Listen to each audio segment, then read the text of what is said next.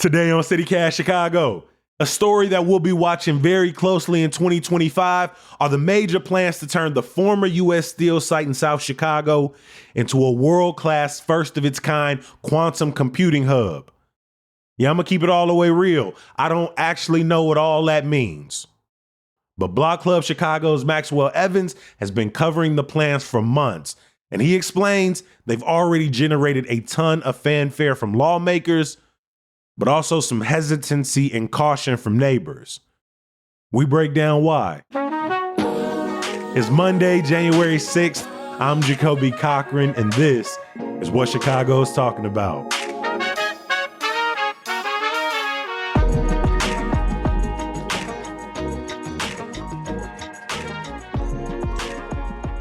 Maxwell, welcome back to CityCast Chicago. Yeah, as always, thanks for having me on. Hey, we appreciate you every time you make time. Can you start by telling us about the old Southworks site? How long has it been vacant? But also set the stage for us. How important of a site was this for the Southeast side? Yeah, I mean, not only the Southeast side, for American and global history, this is one of the largest steel mills in world history. It built the Chicago skyline. A lot of the old steelworkers will tell you that line. It built plenty of buildings across the city, and I'm sure even beyond in the region, the country. It's a massively important site for American industrial history. And at its peak, I believe it was 20,000 or so workers were on that campus. So you think about neighborhoods of Chicago that have like 50, 60,000 people in them. This is like a third of an entire community area working at one location in one neighborhood. So this is massive. But it closed down in 1992 and has been vacant, polluted, really just sitting as an eyesore on our lakefront for the better part of 3 decades at this point. Having been abandoned for almost 30 years, what was the impact of losing the steel industry in Chicago? Because it's not like they stopped building skyscrapers, but like you said, 20,000 people work there, and over a few decades, that trickled down to nothing.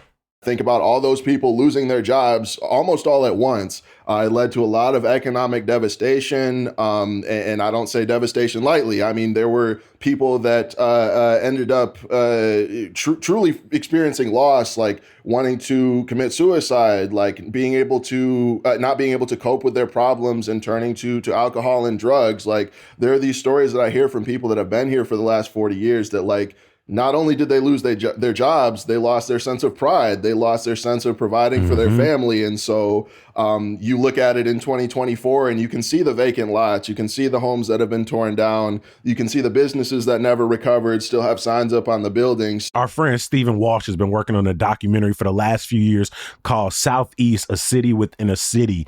And as someone who grew up on the South and far South side, by the time I came around in 91, start paying attention to the world around me in the late 90s, this was already a disinvested site. We almost didn't think about the Southeast side in many ways. We thought of it as like, that's where the highway starts to smell. That's where they got the landfills. That's where all of the old manufacturing is. And for somebody like myself, I would have no idea that during the time of my mom and my grandmother, these were thriving neighborhoods with parades and bars and business corridors and tons of homes. There was so much culture and pride, like you said, in the neighborhood. And over the last 30 years, it feels like members of these communities have just been waiting with bated breath for some form of reinvestment, some form of development, some form of attention to say, hey, we are still here. What I've learned is that the Southeast side definitely, it is not dead. The culture never died. Like, the people that stuck around took pride in that. It's like, all right, you guys forgot about us, so we just got to look out for ourselves. We've got to really push and make this thing work for ourselves. And if nobody's going to invest in us, then we've just got to invest in us. So yeah, that's not to belittle the people that stuck it out and have really poured pride into the community when really nobody else was paying attention, as you had said. This new project that we're alluding to, this multi-billion-dollar project, will be called the Illinois Quantum and Microelectronics Park. Sounds something straight out of like Silicon Valley. Maxwell, what does this exactly mean, and what do we know about what will be on the campus? What will be happening in this area moving forward? I'm not even going to pretend that I know what quantum computing is on a like really close level. I can tell you in big strokes that it's essentially a different form of computing. It relies on the very scientific and technical behaviors of quantum particles, and the experts in the field really say that allows this to it has the potential, at least, to be more powerful than the most powerful supercomputer that we think of using microchips and using traditional computing in that sort of way. So there's a lot of excitement. There's a lot of hype around this being a real game changer for technology in every conceivable field. But at this point, I'm not even sure the experts know if that's going to happen. It's really more of an exploratory, like we see the potential, and so we want to invest in finding out, is this something that's going to be world changing, open up an entire new form of computing that we have never really experienced before? Or is this kind of just like a fun science experiment and theoretical experiment, and it's never going to be more than that? So this campus is kind of one of the first places in the world that's going to really push to find that out and answer that question. Like, is quantum computing legit? Is it going to provide a benefit to the world? Or is it, again, just a fun theory for scientists to kind of explore? You'll have a Silicon Valley startup locating there. You'll now have, in the last week or so, IBM, the tech giant, announced it's going to be there. You'll have a federal defense agency that it's explicitly setting up there to test whether or not quantum is the real deal or not. I think about Chicago's history and us being on the forefront of some scientific developments that may have had good or bad implications. I'm thinking like, first ever nuclear reactor being launched in Chicago. For something like quantum computing, how big of a deal do you think is it for the city to be one of the forefront cities, to maybe have a leading institution right off the lake? Yeah, I mean, this has been one of Governor Pritzker's pet projects for years at this point. I would say even since coming into office. For the last few years, he's really pushed for Illinois to be a center for not only quantum computing, but tech in general. And that really shows with him getting the state to put $500 million towards this project. It just recently announced that the state is putting another $25 million just towards IBM's part of the project. From what I understand, Illinois and Chicago are kind of competing with Colorado, with Australia, and really just a few other pockets in the world that are investing this kind of money and time and effort into quantum computing. So if successful, if the world's first practical quantum computer is built in Chicago, that would really be a game changer. It would establish Chicago as the center of this burgeoning industry. And again, it's just a matter of whether that's possible and whether it will happen before anybody else gets onto it.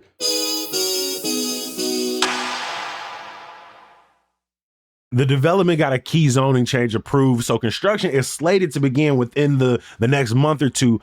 How have neighbors been responding? Yeah, it's really tricky to summarize because, as with everything, especially something this big, it's so nuanced. The best I can do is kind of say that I haven't heard anybody or very few people come out and say, like, we hate this project, don't build it under any circumstances. In general, there does seem to be a lot of acknowledgement that, like, hey, we have gotten nothing from the city, from the state, from anybody for decades. This is an opportunity for, again, we're talking billions and billions of dollars to come right into our backyard. That on its face is exciting to a lot of people. At the same time, where this kind of sprung up out of nowhere. I kind of heard rumblings about it in the summer that some big news might be coming down the pipeline, that Chicago might be chosen for this project, the Southeast side in particular. And then within several weeks, it's like, bam, here it is. Like, we're doing this and we're moving forward. 4 months, 5 months later, you get the city's approval. A week later, you get IBM, you get a new hospital, you get all this massive names drawing attention to the project in such a short time. That leads to some fears. That leads to some like, well, why is this so quick? Like, you had 3 decades. Why didn't we hear about this beforehand? And especially some of the older folks who have been around here, that can raise some red flags. It's like, oh, are you trying to push us out? 100%. Like, are you doing this quickly because you don't want us to know? Like, what's the reason for that? So yeah, it's definitely a mix of like real excitement, real joy that like, hey, this neighborhood could be on its way back. We could get to the levels that we saw with the steel industry, minus the crazy amounts of pollution. That could be a really beautiful thing. At the same time, we don't really have answers about what the environmental impacts of the site looks like. We don't really have answers about what I'd say about half the land that was approved for a zoning change We don't really know what's going to be there just yet. So there are still so many questions, and this is moving so fast that, yeah, that's a cause for concern for a lot of neighbors. With speed being such a big part of this current development, had there been previous attempts to develop this land? And had we ever gotten to this point where we've sort of built excitement, built some political capital, had neighbors wondering what's going to happen next? So there have definitely been previous attempts, especially in the mid 2010s. There was a push for 20,000 unit housing development on the property. And I wasn't living in Chicago at that time, so I can't really speak to the specifics, but just from what I hear is that was an exciting time as well. It was like all this vacant land is going to be redeveloped, not only for community purposes, but like for housing to boost Chicago's housing stock and draw more people into the neighborhood. That essentially fell apart over, to my understanding, concerns about the environmental conditions on the site. The developers kind of saw, oh, we're going to put these houses, like thousands and thousands of houses on what used to be a steel manufacturing site, and got a little scared off by that, and it never came to fruition. There have also been other proposals. I believe there was a movie studio proposal that kind of popped up and didn't end up being much. There have been several proposals like that, but I would say, from what I understand, this is as serious in terms of money, in terms of political approval. This is as serious as it's gotten since the steel mills have closed. Again, we're talking $500 million from the state, several million from the city, multiple hundred or almost 200 million in tax breaks from the county. Like, for something like that to fall apart, I can't see that. When you got that kind of money behind it, I don't think they would back out of that. But again, it's happened before where major proposals have fallen apart kind of all of a sudden. We've heard from developers before. We'll bring jobs, opportunity, development, revitalization. We'll help save the South Side, all that kind of nonsense. As of now, is there a community benefits agreement in place to make sure there is something to hold developers accountable to? Are there any concrete, maybe not concrete, but any job estimates? How much sustainable revenue, how much sustainable positions could this promise to the South and Southeast side? Yeah, so first off, there is not a formal community benefits agreement, which, just for context, that's neighbors have for years been pushing for any development on this property to come with written promises, contracted promises from the developers that they'll provide whatever the community asks for or whatever the agreement kind of turns out to be. And so Mayor Brandon Johnson has talked about, like, I'm interested in that conversation, but not really made any moves towards that. The developers have definitely not said anything about promising to sign one, or they definitely haven't signed one to date.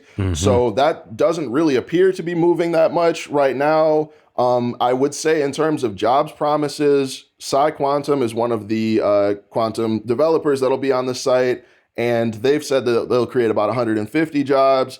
There's also 20,000 or so construction jobs expected to be created over the next 5 or 6 years. But in terms of promises or locking those promises in, there's not too much in the way of that. There's been a big community push to ensure that South Chicagoans and Southsiders don't just get the construction jobs, and then when they disappear, it's like, well, exactly, all the other jobs are going to go to people that are from Silicon Valley or from Australia or wherever they may come. And so it's definitely one of the focuses of my reporting in the next months and years will be, what does that look like? Will these jobs be able to give some 45-year-old who's interested in entering the tech space an opportunity to do so? Or will they kind of be left to the side while people move into the neighborhood and take those jobs? So yeah, it's that's kind of a question that's still out there.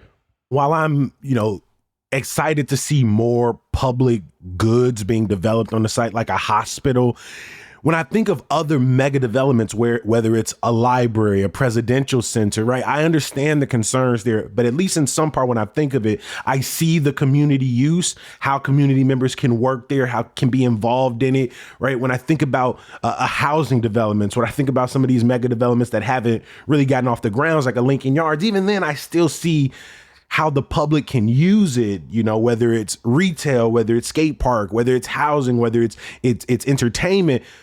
But a quantum computing site just doesn't feel like something that neighbors can take part in, that they can celebrate, they could tell their friends about. And that's why I have to ask, what kind of tax breaks are we looking at here for developers, and what kind of return on investment are officials looking to get beyond, again, these promises of like construction jobs and revitalization?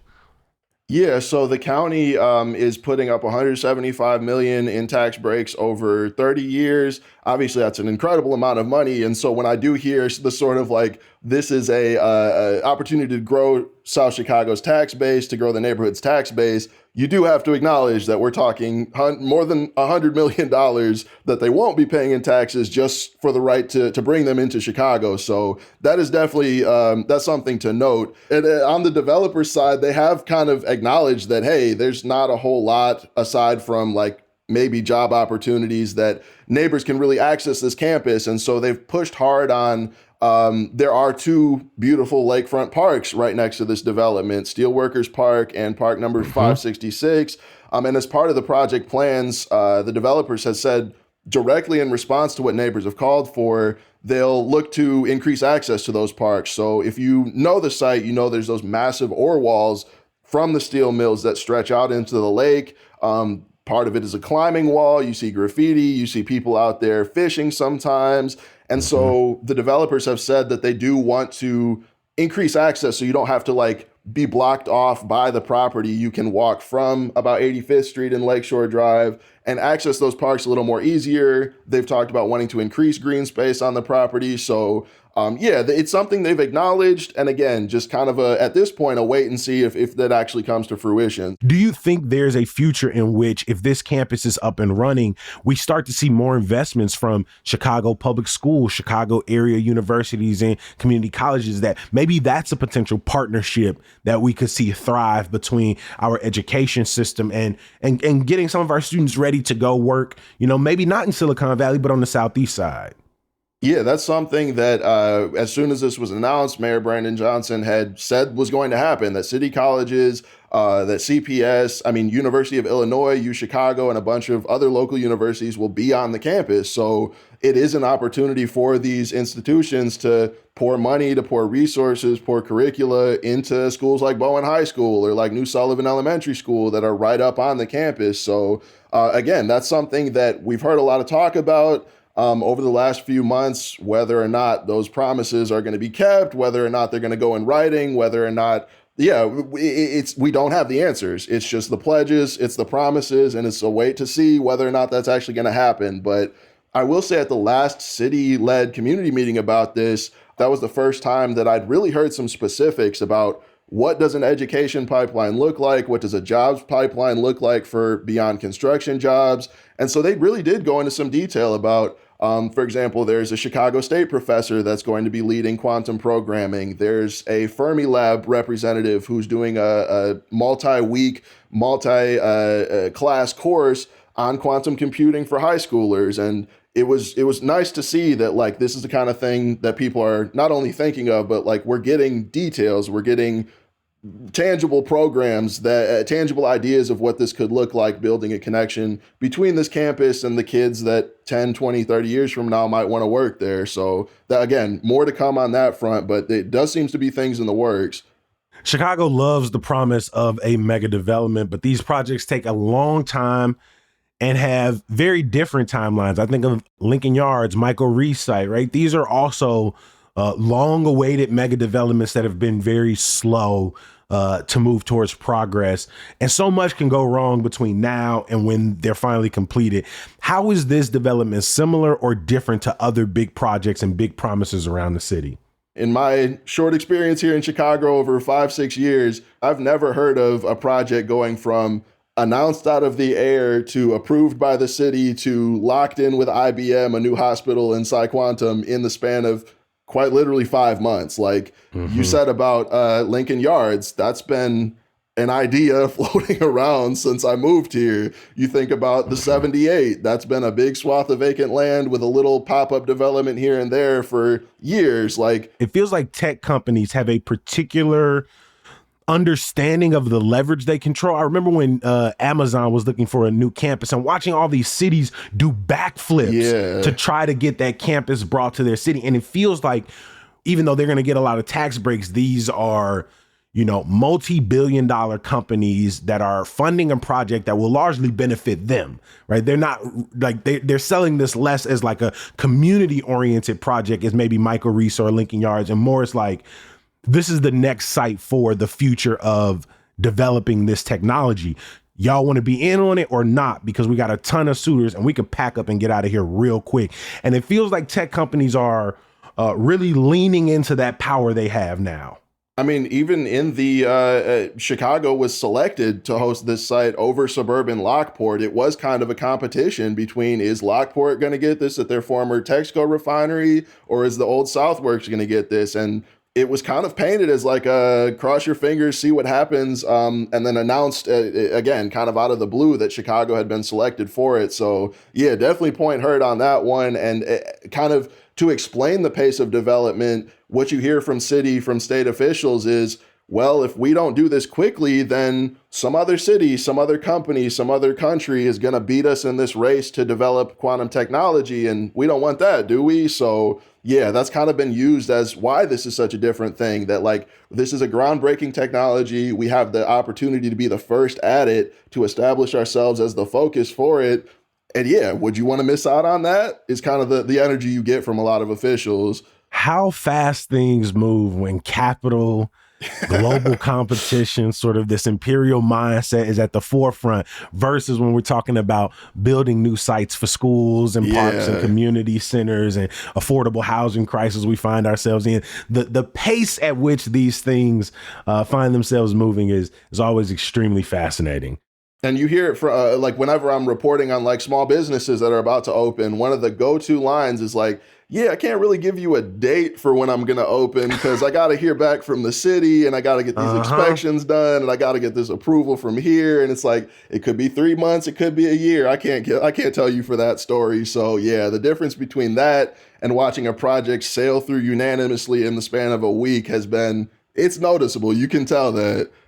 What are you going to be most watching for in 2025? Because I feel like even though there are billions of dollars, a ton of big names behind this project, it feels like one that very quickly can kind of get pushed to our peripheral and just start moving at quantum speed right behind us. Yeah, I think the big part is the jobs and the education promises, because, I mean, again, if this is being painted as establishing Chicago, as establishing the southeast side as the center of a global industry, personally, that means nothing to me if it's not Chicagoans and Southeast Siders that are leading and supporting that charge. So I'm definitely interested in fleshing out like who these jobs will go to, first of all, and then looking more into the future, what sort of education, like CPS, we were talking about CPS, city colleges, what sort of pipeline is there for kids who hear like quantum computing? That sounds super fun. I want to be a part of that. What are they doing to make sure those kids end up in positions where they can get those jobs? As well as the sort of community benefits that we were talking about. Like, obviously, the park access is a big one. The environmental side of things, like as you're digging up this horribly polluted land or land that's scared off developers in the past, is that going to have air, water sorts of impacts as construction goes on? That's another big part of this. I mean, frankly, there are just so many angles to this massive development. Again, we're talking about a place that's been abandoned for 30 plus years, used to be the center of a global industry, and is now possibly going back down on that path. Like, I'll be looking at everything possible, because I live right nearby, just a mile or two up the street from it. It impacts me too. So whatever I can find out, that's what I'm interested in finding out. Maxwell Evans is an amazing reporter with Block Club Chicago, covering the South and Southeast side. Maxwell, always a pleasure to have you on the show, man. Yeah, always a pleasure to be on and talk about things that I'm interested in. So thanks for it.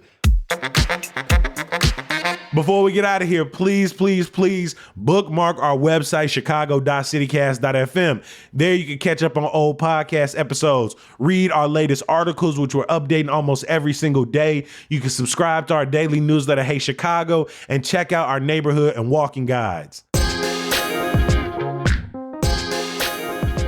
Of course, I can't let you go without some good news. Multi-time Grammy Award winner, Rock and Roll Hall of Famer, and Chicago blues master Buddy Guy is kicking off a spectacular month-long residency at his own blues club, Buddy Guy's Legends, this Thursday in the South Loop.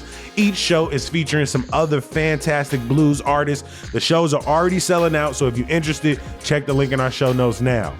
One more thing, if you've been on our Instagram recently, you might notice that we've kicked off our 2025 favorite restaurant giveaway, where we're awarding one lucky Chicagoan $1,500 worth of restaurant gift cards for spots like Kasama, Bracero, Ositos Tap, and more. It's very easy to enter. Like the post, comment with tagging a friend that you love to take to one of these restaurants, and then go ahead and share it in your story as well. Again, this is a $1,500 offer you don't want to miss out on, so head to our Instagram, CityCast Chicago now. We're going to be back bright and early tomorrow. We will talk to you then. Peace.